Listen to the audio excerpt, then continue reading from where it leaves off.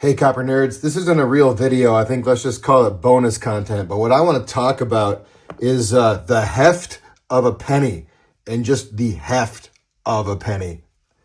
It's hard to appreciate without having something that you can actually handle casually, because anything that is nice, this is not how you feel the heft of a penny.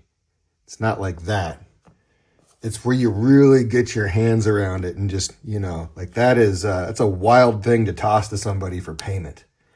Yeah, let's get into a quick comparison.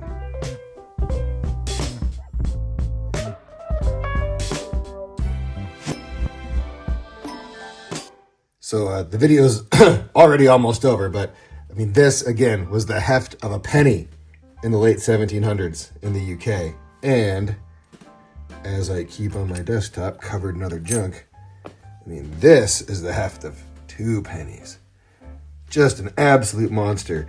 And this one has been circulated and honestly could benefit from a little just maintenance. Probably could use acetone bath, just a quick one, and then, I don't know, maybe just a little bit of wax, or I'm not wax, oil if it gets dried out a little bit. But I mean, this is a monster penny, but they didn't really make, 2 pennies weren't common. This is almost a novelty size thing, but the penny, this was legitimately what people carried around in commerce in the late 1700s over there in England.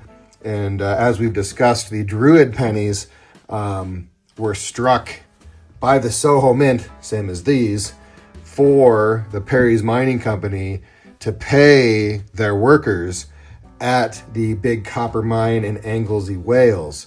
So this was just payment for services in copper mined, and this was what they exchanged for goods and services privately. And it could be redeemed for a British penny of the same weight. I have one in my safe. It's this size. It just looks like that. While in the US, really our biggest was this size, which is tiny, but still enormous, because they got thinner again to be like that size. And then by modern times, you have that. So there's no heft whatsoever to a modern American penny or cent, but comparable. Whereas this was just a serious giant chunk of copper. And the fact that this was circulating in hands hundreds of years ago, and that I can just appreciate this one that I carry in my pocket. I'm trying to keep it from getting scuffed up and stuff, so I keep it in here, but its purpose is to just handle it and heft it, because I'm not going to treat, a decent looking XF or AU like that. I'm going to be careful with how I handle this one, right? But my pocket carry one, I'm not going to try to harm it, but I do get to just appreciate the coin. And I just dinged it against my ring there. Don't care. It's been circulated. It is, like a fine or a very fine, and I can just carry it around and actually handle it like somebody would have centuries ago. And I find that something fun as part of the numismatic experience that is collecting different kinds of coins, but also the same kinds of coins, but in different grades. I would never do anything like that with this Mint State 64 Brown example, but this one in my pocket, sure. I would never do that with one of my Hoard coins, right? That beautiful thing with a red reverse. I'm not going to toss that around in my hand, like I do this one, where I can heft it and feel it. And certainly, where is it? By 99. This one doesn't come out often, so you're in for a treat. Almost nervous to take it out. I'm so careful with it.